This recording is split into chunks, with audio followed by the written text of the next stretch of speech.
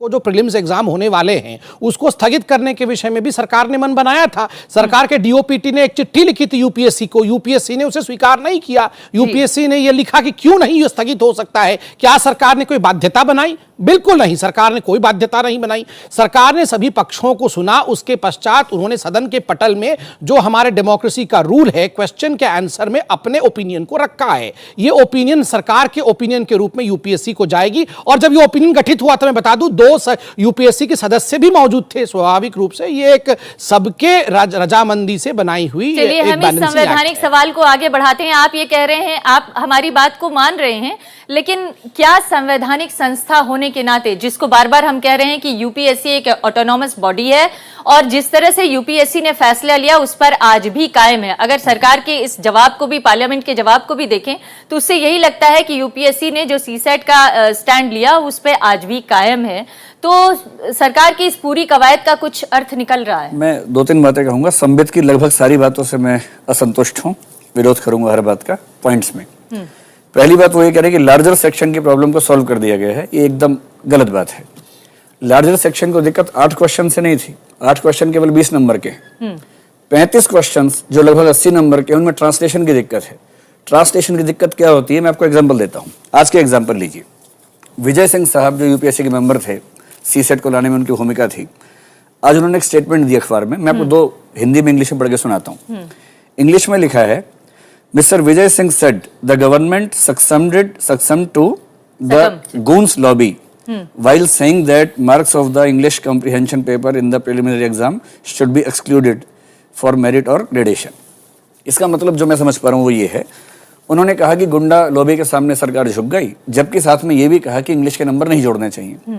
इसका ट्रांसलेशन हिंदी के अखबार में, उसी अखबार में क्या, उसको सुन लीजिए। लिखा है, अंग्रेजी के मार्क्स को हटाकर गुंडों की लॉबी के सामने सरकार ने घुटने टेक दिए हैं। ये दिक्कत है। आज के ही अखबार में यूपीएससी के ही मेंबर की स्टेटमेंट इंग्लिश में क्या है और हिंदी में क्या है, एक ही अखबार में अलग अलग है। ऐसे क्वेश्चन से आप बच्चों से क्वेश्चन पूछते हैं प्रीलिम्स में, 35 क्वेश्चन ऐसे आते हैं 80 नंबर के, उनके आंसर गलत हो जाते हैं। आंसर गलत होते हैं और बाहर निकल जाते हैं। फिर आप कहते हैं हमने ग्रॉस इंटरेस्ट में, कॉमन इंटरेस्ट में ऐसा कर दिया। पहली बात, बेसिक प्रॉब्लम सॉल्व नहीं हुई। इस बेसिक प्रॉब्लम की जड़ क्या है, थोड़ा सा उसके ऊपर मैं नजर डालना चाहती हूँ दिव्य। ये जो आप कह रहे हैं ना कि ये ऐसे सवाल होते हैं और इसकी वजह से प्रॉब्लम आती है। ये पेपर है, अंग्रेजी का पेपर है, मेरे पास भी है। ये जो 20 नंबर हटाए गए हैं, जो या जो जिसको मेरिट में ना जोड़ने की बात कही गई है, अंग्रेजी का जो कंपल्सरी पेपर था उसका एक सवाल है। ये सवाल को अगर मैं पढ़ दूं तो अंदाजा लग जाएगा लोगों को कि दरअसल किस स्टैंडर्ड के सवाल पूछे जा रहे हैं और क्यों नहीं आपके छात्र। उससे पहले एक बात को समझ लीजिए, इसके स्टैंडर्ड से कोई दिक्कत नहीं है। हाँ। ये 10वीं क्लास के सवाल हैं, आसान सवाल है, इससे कोई दिक्कत नहीं। ये 10वीं से भी कम, चलिए मान लिया। हाँ। मेन एग्जाम में 300 नंबर का इंग्लिश का पेपर हमेशा से होता है, क्वालिफाइंग है। हाँ। जब वो होता ही है तो उसमें दिक्कत क्या थी, इसकी क्या जरूरत थी? अगर इसकी जरूरत थी तो साथ में 8 क्वेश्चन भारतीय भाषाओं के भी क्यों नहीं है, बराबर क्यों नहीं है? हम तो पहले भी नहीं होते थे, जब आपने एग्जाम दिया था तब भी नहीं होता था, जब आपने एग्जाम दिया था तब भी नहीं होता था। 3 साल पहले आया है, तब पेपर था ही नहीं है वाला। ये तो पेपर अभी आया है 2011 में। आपने 2011 में पहली बार कहा कि एक लैंग्वेज से सवाल पूछेंगे, बाकियों के नहीं पूछेंगे। भेदभाव की समस्या, इंग्लिश से कौन परेशान है? मान लीजिए कि एक गांव का बच्चा 8 में से 1 सवाल गलत कर दे, एक तो गलत कर सकता है, 1 सवाल गलत होने के 2.5 नंबर कट गए और नेगेटिव मार्किंग 0.83 और कट गए, 3.33 कट गए। 1 नंबर पे 1000 लोग बाहर हो जाते हैं। 3 नंबर गलत होने पे, एक सवाल 1 नंबर पे, और 1 सवाल गलत होने पे 3.33 का नुकसान होता है उसको। ये कोई नहीं कह रहा कि मुश्किल पैसेज है, लेकिन जो पैसेज आपके लिए आसान है वो गांव के बच्चे के लिए मुश्किल हो सकता है। आसानी का फैसला कौन करेगा? नहीं, लेकिन बात यह है दिव्य कि अगर आप सिविल सर्वेंट बनना चाहते हैं, देश की सर्वोत्तम नौकरी में जाना चाहते हैं, तो आप अपने लिए क्या स्टैंडर्ड चाहते हैं? कोई मना नहीं कर रहा। आप इंग्लिश मेंस में क्वालिफाइंग पेपर लेते हैं, लीजिए। हाँ। लेते ही हैं, हिंदी का भी होता है, रीजनल लैंग्वेज का भी होता है, इंग्लिश का भी होता है, इसमें दिक्कत क्या है? उसको टफ कर दीजिए। आप पहले राउंड में ही सीसेट को इंट्रोड्यूस, एक मिनट, प्रीलिम्स के राउंड में ही आपने 70% पॉपुलेशन को बाहर कर दिया। यूपीएससी के मेंबर केएस चेलम, आज के अखबार में उनका लेख है हिंदू में, वो लिख रहे हैं कि सीसेट गलत है क्योंकि 70% लोगों को, गांव के लोगों को बाहर कर देता है। केएस चेलम का आर्टिकल है हिंदू में आज, उसको पढ़िए।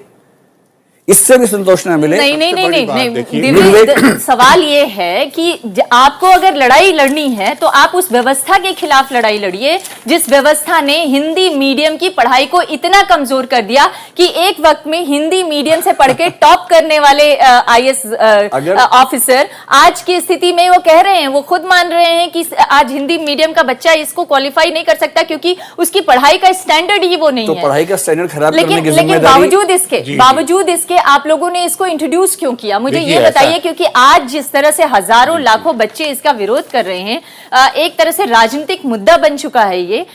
आप या तमाम आप जैसे यूपीएससी को समर्थन देने वाले लोग फिर भी ये मान रहे हैं कि ये सीसैट का पैटर्न बिल्कुल ठीक है और हमारे देश के सिविल सेवा में आने वाले लोगों को इसको क्वालिफाई करना जरूरी है। मैं हिंदी भाषी रहा हूं हमेशा से। हाँ। और हिंदी में ही मैंने हाई स्कूल इंटर वगैरह किया था। मेरी सारी संवेदनाएं और संपत्ति हिंदी वालों के साथ हैं, लेकिन नीति बनाते समय दिल से नहीं दिमाग से काम लेना पड़ता है।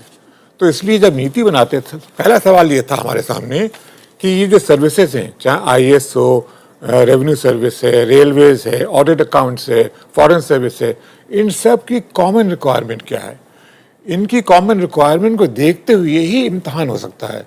तो जब तक उस कमेटी ने ये तय किया कि रिक्वायरमेंट ये है कि भाई एक तो उसका लॉजिकल कॉम्प्रिहेंशन होना चाहिए, उसको थोड़ी बहुत अंग्रेजी भी आना चाहिए, साथ ही साथ उसको नंबर्स के साथ फ्लेयर होना चाहिए क्योंकि अगर आप इनकम टैक्स में, रेलवे अकाउंट्स में, आईएएस में, आपको यही पता नहीं है भाई